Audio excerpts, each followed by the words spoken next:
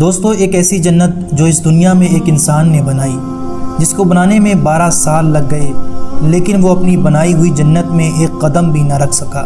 یہ واقعہ ایک ایسے مغرور بادشاہ کا ہے جس نے اللہ کے نبی کو چیلنج دیتے ہوئے زمین پر ہی اپنی جنت بنانے کا اعلان کر دیا، لیکن چاہ کر بھی وہ اس جنت میں داخل نہ ہو سکا۔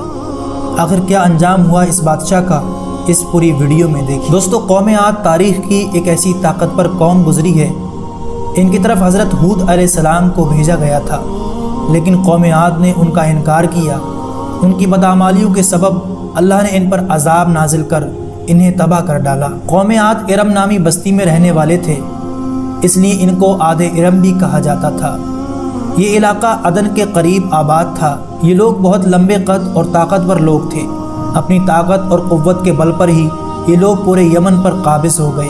اس قوم کے 2 بادشاہ خاص طور پر ان میں بہت جاہ و جلال والے ہوئے۔ وہ دونوں بھائی تھے، ایک کا نام شدید اور دوسرے کا نام شداد تھا، جو اس کے بعد تخت و نشین ہوا۔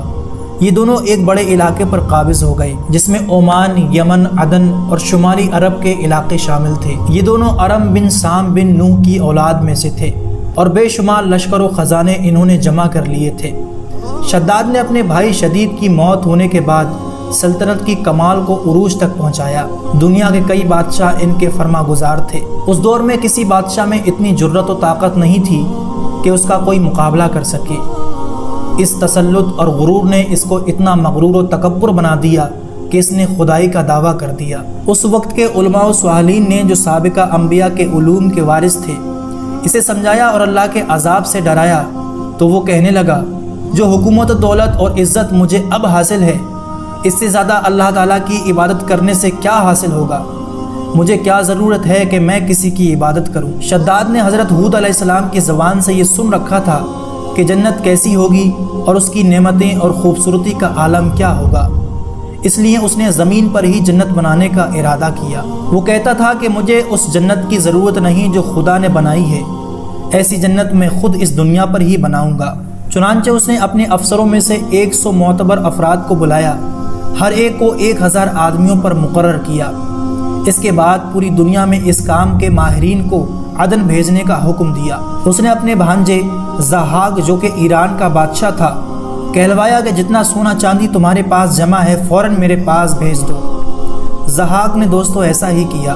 اس نے تمام حکمرانوں اور سرداروں کو یہ حکم دیا کہ سونے چاندی کی کانوں سے اینٹیں بنوا کر بھیجیں، اور کوہ عدن کے متصل 1 مربع شہر جنت جو 10 کوس چوڑا اور 10 کوس لمبا ہو بنانے کا حکم دیا۔ اس کی بنیادیں اتنی گہری کھودی گئیں کہ پانی کے قریب پہنچا دی۔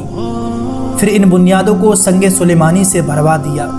جب بنیادیں بھر کر زمین کے برابر ہو گئیں تو ان پر سونے چاندی کی اینٹوں کی دیواریں چنوا دی گئیں۔ ان دیواروں کی بلندی اس زمانے میں گز کے حساب سے 100 گز مقرر کی گئی۔ جب سورج نکلتا تو اس کی چمک سے دیواروں پر نگاہ ٹھہر نہیں پاتی تھی۔ یوں شہر کی 4 دیواری بنائی گئی۔ اس کے بعد 4 دیواری کے اندر 1000 محل تعمیر کیے گئے۔ ہر محل 1000 ستونوں والا تھا اور ہر ستون جواہرات سے جڑا ہوا تھا۔ پھر شہر کے درمیان میں ایک نہر بنائی گئی اور ہر محل میں اس نہر سے چھوٹی چھوٹی نہریں لے جائی گئیں۔ ہر محل میں حوض اور فوارے بنائے گئے۔ ان نہروں کی دیواریں اور فرش یاقوت، زمرد، مرجان اور نیلم سے سجا دی گئیں۔ نہروں کے کناروں پر ایسے مصنوعی درخت بنائے گئے جن کی جڑیں سونے کی، شاخیں اور پتے زمرد کے تھے۔ ان کے پھل موتی و یاقوت اور دوسرے جواہرات کے بنا کر ان پر ٹنگوا دیے گئے۔ شہر کی دکانوں اور دیواروں کو مشک و زعفران اور عنبر و گلاب سے خوشبودار کیا گیا۔ یاقوت و جواہرات کے خوبصورت پرندے چاندی کی اینٹوں پر بنوائے گئے، جن پر پہرے دار اپنی اپنی واری پر آ کر پہرے کے لیے بیٹھتے تھے۔ جب تعمیر مکمل ہو گئی تو حکم دیا کہ سارے شہر میں ریشم کی قالین بچھوا دی جائے۔ پھر نہروں میں سے کسی کے اندر میٹھا پانی، کسی میں شراب، کسی میں دودھ اور کسی میں شہد و شربت جاری کیا گیا۔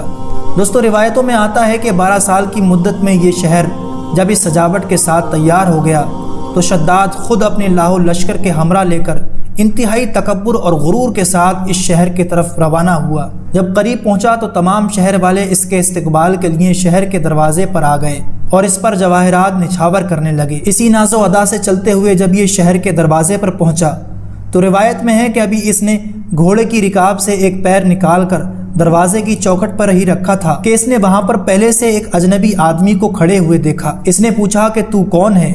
उसने कहा कि मैं मलकुल मौत हूँ। पूछा क्यों आए हो? उसने कहा कि तेरी जान निकालने। शद्दाद ने कहा कि मुझे इतनी मोहलत कि मैं अपनी बनाई हुई जन्नत को देख लूँ।